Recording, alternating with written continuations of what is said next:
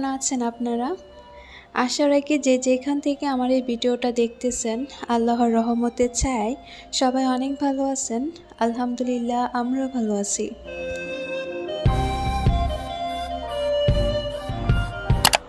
তন্নিস family time and hobby channel থেকে আমি তন্নি।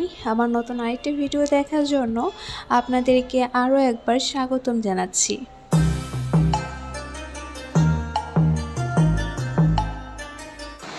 আমের সিজন প্রায় শেষ হয়ে যাচ্ছে, আর শেষ পর্যায়ে গাছে কিছু কাঁচা আম দেখে পেরে নিচ্ছি। গাছের কাঁচা আম দিয়ে কিছু ম্যাঙ্গো বার বানিয়ে নিব। তো ম্যাঙ্গো বারের জন্য আমি আম পেরে নিচ্ছি আর কি।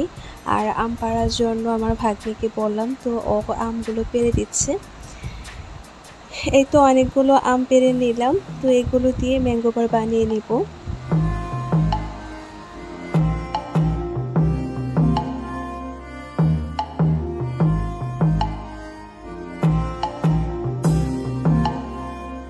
এই তো অনেক আম পেরে নিল। আর সবগুলো আম দিয়ে আমি ম্যাঙ্গো বার বানাবো না, কিছু আম দিয়ে ম্যাঙ্গো বার বানাবো, আর বাকিগুলো আমার ননসের বাসায় নিয়ে যাবে। আপু আচার দিবে।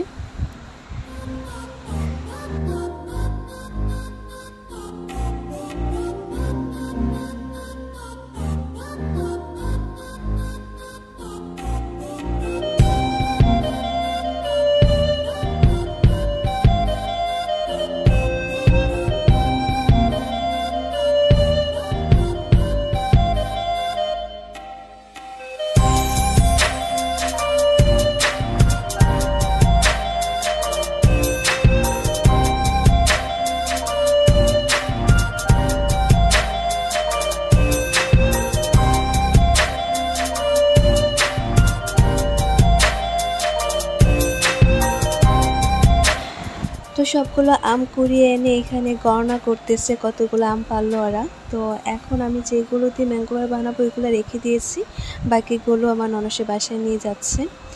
এই তো ম্যাঙ্গো বারের জন্য চলে আসলাম। আমি আমগুলো কেটে নিয়ে সিদ্ধ করে নিয়েছি, আর এখন সেটা ব্লেন্ডার করে নেব।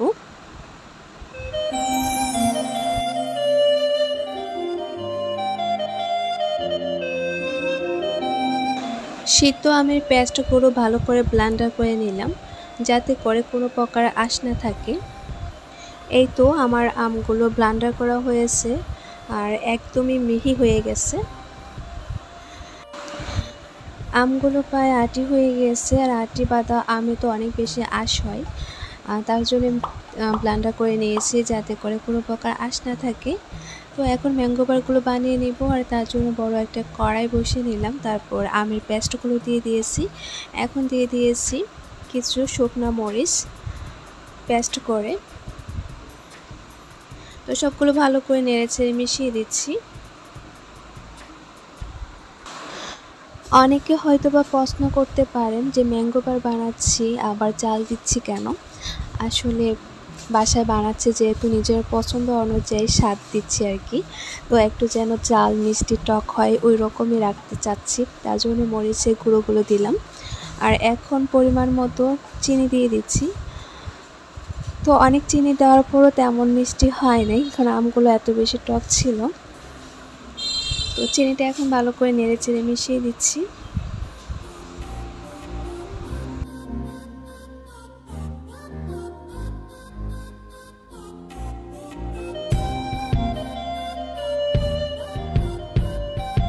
এই পর্যায়ে দিয়ে দিব অল্প পরিমাণে লবণ, আর অফ ক্যামেরায় দিয়ে দিয়েছি বিট লবণ। তো ওইটা শুট করতে ভুলে গেছি। তো এখন ভালো করে মিশিয়ে দিব, আর মিশিয়ে দেওয়ার পরে আমার ম্যাঙ্গো বারের জন্য আমের পেস্টটা কমপ্লিট হয়ে যাবে।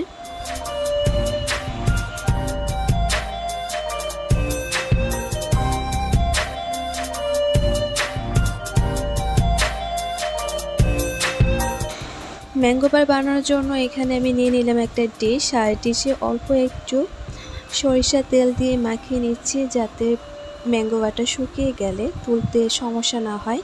আর এখানে আমি ডিশটা নিয়েছি একদমই সম পরিমাণে, যাতে কোনো দিকে বেশি বা কম, মানে একটু চিকন বা মোটা না হয়। তার জন্য আমি একটা পরিমাণ মতো ডিশ নিয়েছি। তো এখন আমি ম্যাঙ্গো বার বানানোর জন্য আমের পেস্টটা ছড়িয়ে দিব, আর এটা একদম পাতলা করে দিয়ে শুকিয়ে নিয়ে তারপরে প্রলেপটা মোটা করব আর কি।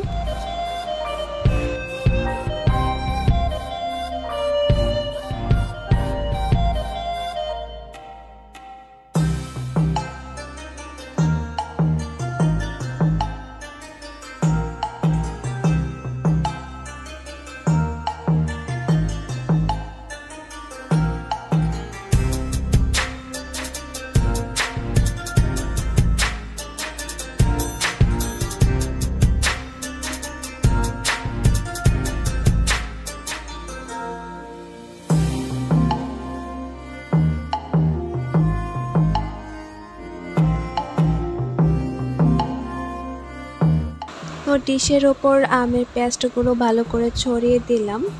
আর এটা আমি শুকিয়ে নিয়েছি গ্যাসের চুলার নিচে দিয়ে, যেহেতু ইদানিং অনেক বেশি বৃষ্টি হচ্ছে, রোদের তো একদমই দেখা পাওয়া যায় না, তো তার জন্য আমি গ্যাসের চুলার নিচে রেখে এটা শুকিয়ে নিয়েছি। ম্যাঙ্গো বার বানানোর জন্য প্রলেপগুলো একদম পাতলা পাতলা করে দিয়ে শুকিয়ে নিতে হবে।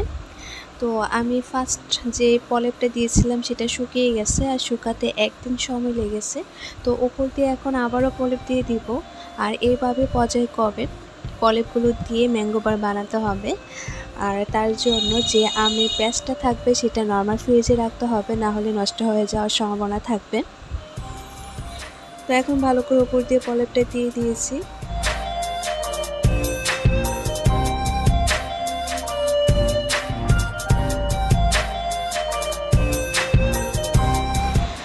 পর্যায়ক্রমে আমি সবগুলো প্রলেপ দিয়ে ভালো করে শুকিয়ে নিয়েছি। এখন একটা চাকু দিয়ে চারপাশটা উঠিয়ে দিলাম, অপর পাশটা উল্টিয়ে দিব যাতে অপর পাশটা ভালো করে শুকিয়ে যায়।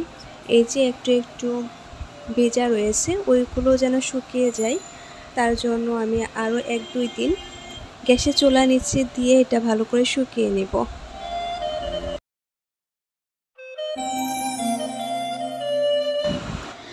এই ভিডিওটা যখন আমি এডিট করতেছিলাম তখন আমার হাতে এসে পৌঁছালো এই গুগল এসেন্স লেটারটা। তো ভাবলাম আপনাদের সাথে একটু শেয়ার করি।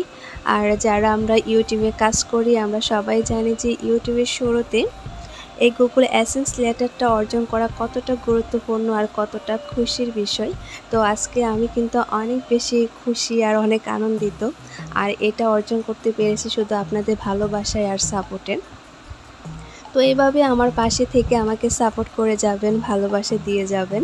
তো আপনারা যদি আমার পাশে না থাকতেন, ভালো না বাসতেন, তাহলে কখনো আমি এটা অর্জন করতে পারতাম না। তো আপনাদের জন্য রইলো অনেক অনেক ভালোবাসা।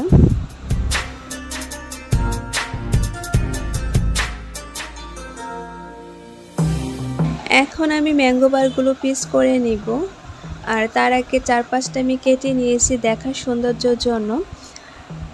চারপাশটা একটু বাঁকা ছিল আর কি।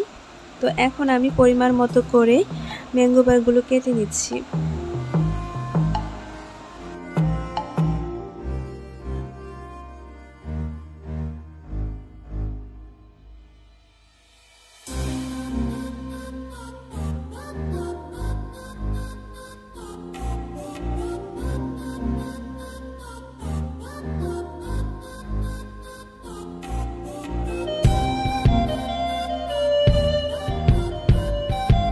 সবগুলো ম্যাঙ্গো বার আমি কেটে নিলাম, আর এখন কাছ থেকে আপনাদেরকে দেখিয়ে দিচ্ছি। একদম দোকানের মতো ম্যাঙ্গো বার বানাতে হলে একটু চেলে নেওয়া দরকার ছিল। আমি অলসতার জন্য আর চালি নাই, যেহেতু আমি নিজেই খাবো। এখন একটা বয়ামে আমি সবগুলো ভরে রেখে দিব, আর এইগুলো কিন্তু অনেক দিন পর্যন্ত রেখে খাওয়া যাবে।